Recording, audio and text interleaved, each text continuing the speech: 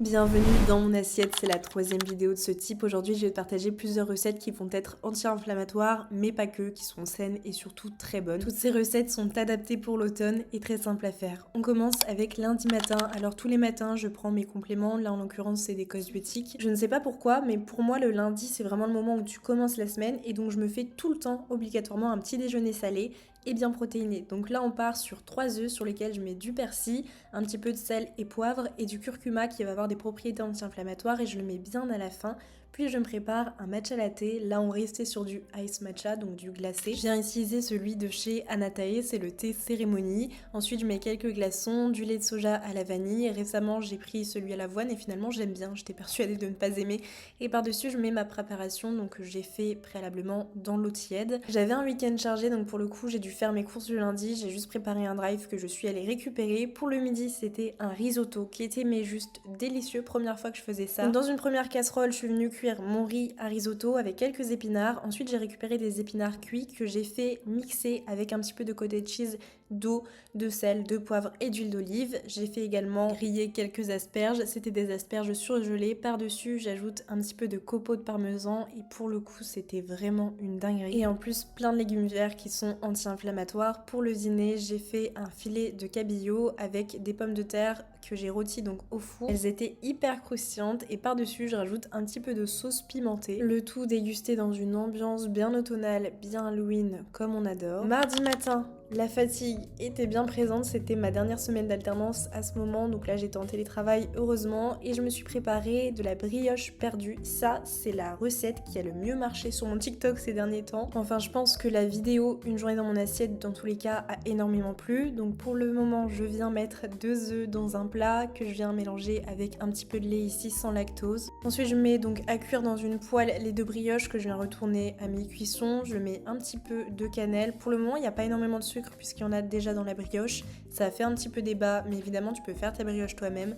Par-dessus, j'ajoute du lait de coco, c'est du lait végétal Andros il me semble, quelques fruits rouges surgelés et du sirop d'érable. Et là, tu es servi sur l'ambiance automne et le petit déjeuner réconfortant au maximum.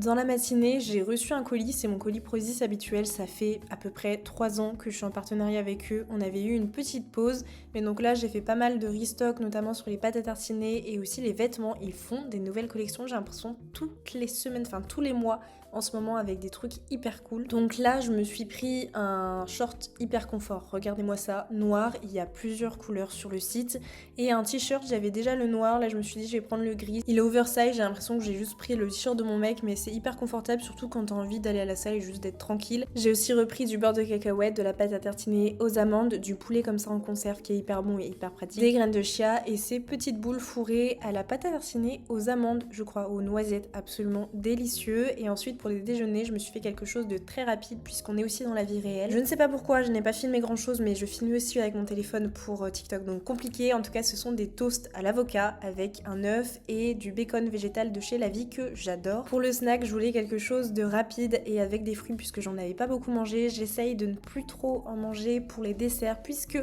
j'ai appris que ça faisait de la fermentation dans le ventre et vu que j'ai une maladie, pour le coup, c'est un petit peu compliqué. Tout ça pour dire que c'était donc un smoothie banane et matcha puisque je n'avais aussi pas eu mon matcha latte le matin. Et le soir, je me suis fait une purée absolument délicieuse, potimarron et carottes. Le tout plein de bons nutriments, de saveurs d'automne puisque là on a aussi la bêta-carotène de la carotte qui est super. Il me semble que j'ai mis 8 carottes pour 3 portions à peu près puisqu'il en restait après.